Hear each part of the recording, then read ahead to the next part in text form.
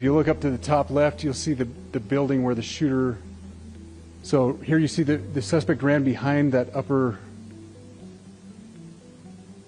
building. He's going to come out on the right, moves to this far right corner. As he does, he's going to climb off the edge and then drop down to the ground. As he did that, he left some palm impressions. There's some smudges, some places we're looking to collect DNA.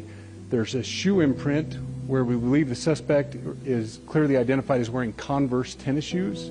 It's important to note his black T-shirt, his black pants, and there appears to be some white on the soles of those Converse tennis shoes. Those are all identifiable items that we're looking for.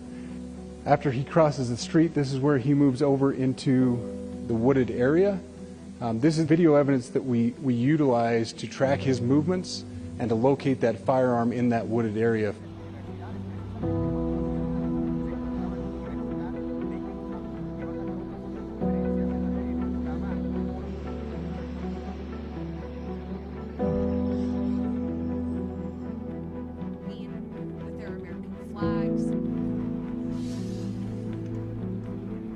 Now in America, a manhunt is still underway after the killing of the right-wing political activist Charlie Kirk. The 31-year-old, who was a close friend and ally of Donald Trump, was shot dead during an event at a university in Utah. Mr. Trump says the death represents a dark moment for America, and there's been anger and blame on both sides of the political divide. We'll have more on that in a moment.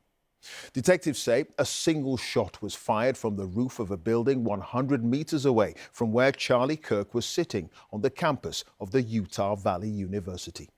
The Vice President, J.D. Vance, has flown out to accompany his body back home. Meanwhile, the FBI has released details of a man they want to question.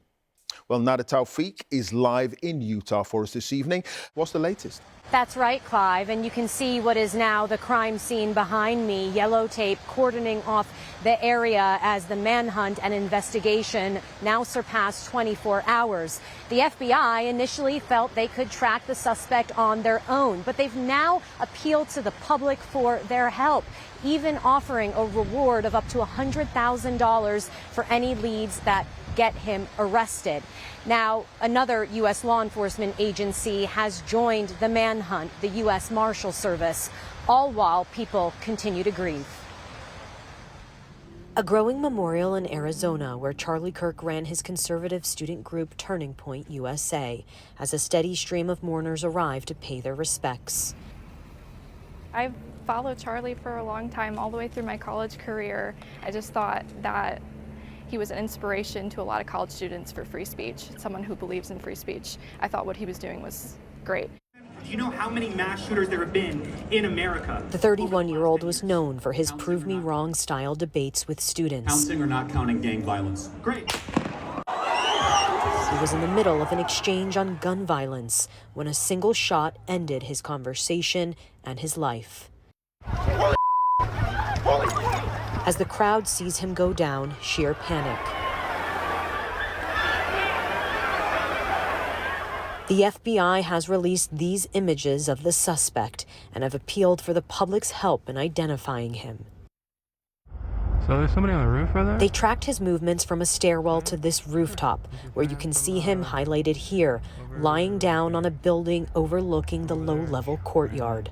Dressed in dark clothing and believed to be of college age, police say he was carrying a bolt-action rifle, which was later found in a nearby wooded area. And they've recovered other key evidence. Investigators have also collected footwear impression, a palm print, and forearm imprints for analysis.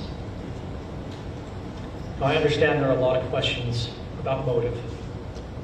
I assure you that all leads, tips are being fully investigated. As of this morning, we have received more than 130 tips. We thank the community for that. The FBI has brought every resource to bear, and we will continue to do so throughout the course of this investigation. Earlier, at a 9/11 memorial ceremony, President Trump announced that he will award Charlie Kirk the Presidential Medal of Freedom, the highest civilian honor. Before we begin, let me express the horror and grief so many Americans at the heinous assassination of Charlie Kirk have felt.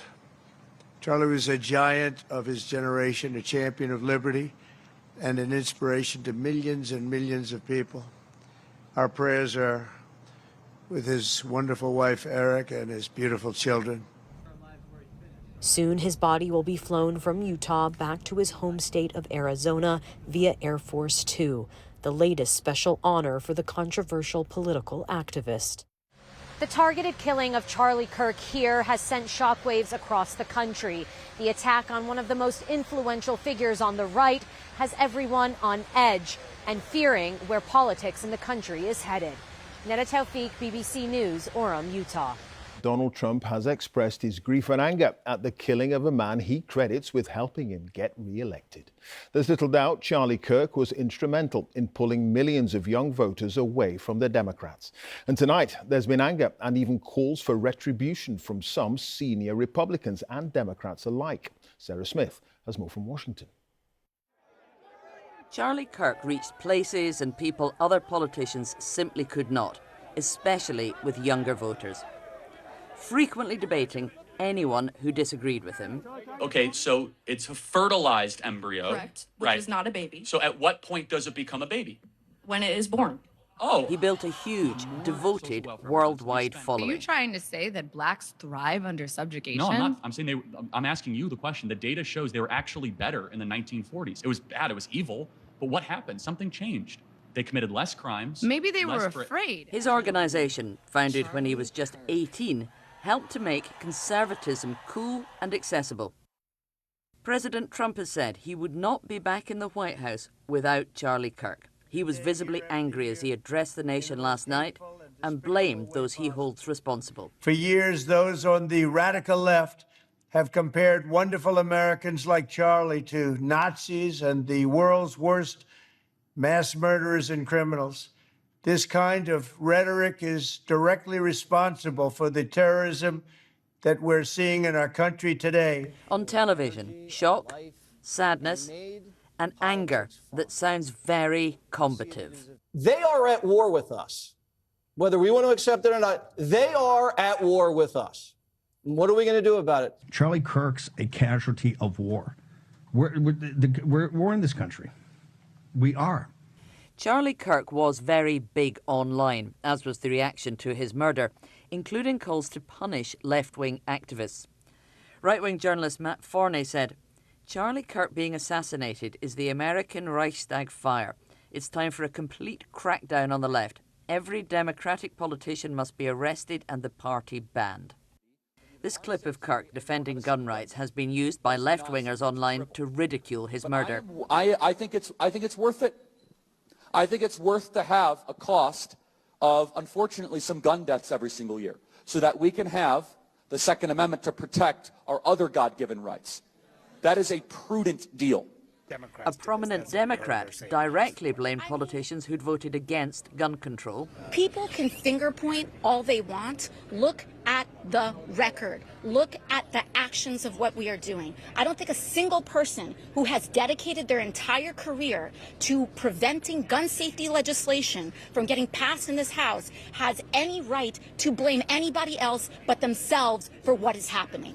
The liberal-leaning TV network MSNBC has fired a political analyst who seemed to blame Kirk's killing on Kirk himself. He's been one of the most divisive, especially divisive younger figures in this, who is constantly sort of pushing this sort of hate speech or sort of aimed at certain groups. Just, you can't stop with these sort of awful thoughts you have and then saying these awful words and not expect awful actions to take place.